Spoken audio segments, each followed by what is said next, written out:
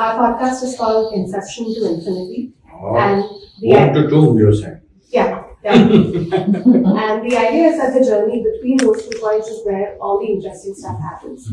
And you've built ideas and foundations where those things are built to outlast you. How do you build those things when your time is clearly finite? See, the greatest privilege in human life is that you can create something which is larger than yourself, way bigger than yourself. What is it that's way bigger than yourself? As human beings, we are slaves of a certain amount of time and a certain amount of energy. If we go, energy means it has a fuel. There's a bulb, it has a fuel behind it. There's a car, there's a fuel behind it. This also, there's a fuel behind it. But let's say your car is designed to go 30 miles per gallon, but it went 3,000 miles per gallon. Then it's done something spectacular, isn't it? The same with this. You eat this many calories of food, it's supposed to do only that much, but it can do that much because you have accessed something else. Nothing happens without a basis, all right? The car will not go. The car learned how to make it stop into a solar panel or something, and it went. Similarly, this one, energy-wise, you can be more than who you are. There are innumerable means. This is what the yogic system means. Yoga means the technologies of subjectivity. As there is science and technology to explore external possibilities, there is a whole science and technology to explore the inner possibilities. So, the calories that you consume can be multiplied by 1,000,000 times if you allow yourself to go beyond the limited boundaries of who you are. This is what the word yoga means. I'm stressing on this because we are in California and we say yoga, people think twisting, turning and looking like a leftover noodle. No, yoga means union. Yes. That is, you're sitting here, you're not alive by yourself. What you exhale, the trees are in here. What the trees exhale, you're in here. Without this transaction, you wouldn't exist, isn't it?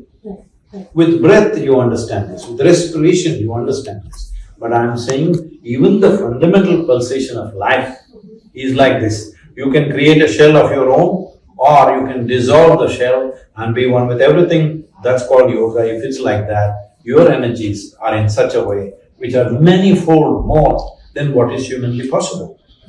People think you're superhuman. No. It is a realization, being human is super, because only human being can consciously shed their boundaries. No other creature can do that, they are all boundary-based. So similarly, with your time and energy are the 2 components of your life, certain amount of time, certain amount of energy. So in the given time, let us say there are 2 people here, in terms of activity, if you can do 100 times more than what that person can do in a given year. Or let's say, what they can do in 10 years, you can do it in 1 year. If both of you live for 100 years, in impact, in effect, it's like you lived for 1,000 years. And also, what is the sphere of activity? If you just do physical things, it has a certain lifespan. If you do mental things, it has a larger lifespan. If you do emotional things, there's a little more lifespan.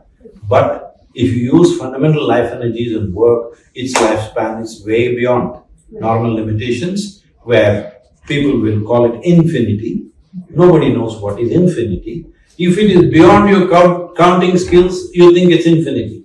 If you are a 6-year-old girl, if 11 is infinity, 10 is numbers, alright? Yes. Now maybe it's zillion, trillion, whatever, but infinity essentially means beyond our counting capabilities, not necessarily infinite. Today is Earth Day. How appropriate that we're having this conversation with you, with all your initiatives and your vision. We're in Southern California, in Los Angeles, the world's entertainment capital. You have your LA Isha Yoga Center here. You have your goals to achieve here, specifically by being at IIT Conference 2026. What is your vision for Earth Day in terms of what you would like to accomplish with your finite time here on Earth? That time is very finite for every human being, no matter who you are. So the more you understand it's finite, more important it is that you don't spend one moment doing some nonsense that doesn't mean anything to you. Very important. A whole lot of people are continuously doing things that don't mean anything to them. You ask anybody, do they want to be anxious? No. Yes or no? No. But they'll spend a lot of time in anxiety. You ask them, do they want to spend time in nastiness? But they spend a lot of time being nasty. They spend a lot of time doing things that don't mean a damn thing to themselves because they do not understand the finite nature of time that we have. Time is running out like that. So, having said that, when it comes to Earth, Earth also is a finite body, but infinite with reference to our span of life. Correct. If you're living 100 years, a billion years looks like infinite to us. But it is also a finite resource.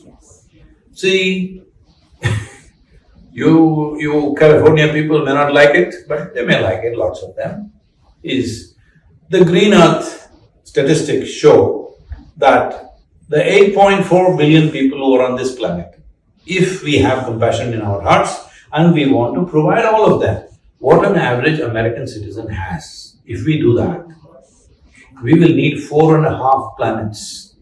Oh boy. But right now we have only half a planet, half has been eaten up. Is that why we're going to Mars?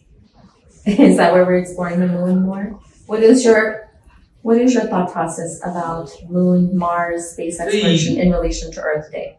If you're that kind that you climb up on one ladder, kick it and go to the next ladder, you're a sorry life. Mother Earth is the basis of our life. Of all the things that we know in our known universe, wherever we have explored, either physically or otherwise, the most beautiful, life-friendly planet is this one. Yes. No question, isn't it? Absolutely. Now you want to destroy instead of seeing how to sustain this, you want to destroy this and go to another planet? That's what it seems like. This is the dumbest thing to do. Because even if you go there, suppose it is friendly to you, what will you do? You will do the same thing in another 2 centuries. What is the point of this? Yes. So, I'm not against science, I'm not against exploration, but thinking there is an alternate to your mother. You find another woman and say, this is an alternative to my mother. No, there is no alternate to your mother. You may find many women on the way, but they are not alternate to your mother, isn't it? And your thoughts about Earth intelligence in relation to artificial intelligence? Where are we going with counterbalancing Earth intelligence, emotional intelligence, human intelligence, and maximizing that in relation to… The most intelligent thing to do is not to divide intelligence. There is a universal intelligence. The air that you breathe is very intelligent. When I say this, see, most people do not understand this. Right now, your body is essentially built from thin air. Because this is largely carbon. The carbon came to you largely from the air, not just by breath, even the food that you eat. The tree has grown up, the plant has grown up largely from the carbon in the air.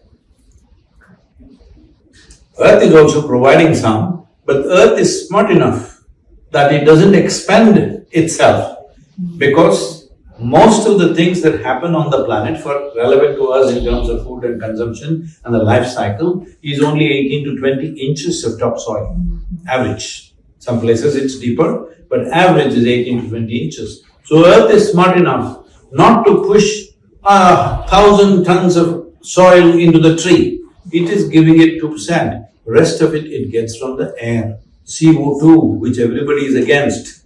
You understand? This is the basis of your life. It breaks oxygen and releases into the earth because as far as the plant is concerned, oxygen is a nuisance. It throws it at you and it keeps the carbon. With the carbon, it makes the sugar, cellulose, this one, that one, glucose, whatever you want and builds itself. So every leaf, every tree, every trunk, every branch, everything is made of this. and you are eating that, or you are eating an animal which eats that. So essentially you are made of thin air. So this is a miraculous process. If you pay enough attention, just the magic of it should engage you for the rest of your life, isn't it? You don't have to be a scientist. You can pay attention as a human being because this is the basis of your existence. So when we say Earth Day, the intelligence, Earth intelligence, my intelligence, your intelligence, there is no such thing. This is an intelligent creation. Maybe you got a molecule of that in your brain, or your brain itself is one molecule of that. And you can use it, it's good that you have access to it, but you can find access in deeper ways. You can find access in ways that you will look like that, nothing big about this, just access. The civilization where you come from, it's all about this, not accumulation of knowledge, but access to deeper intelligence.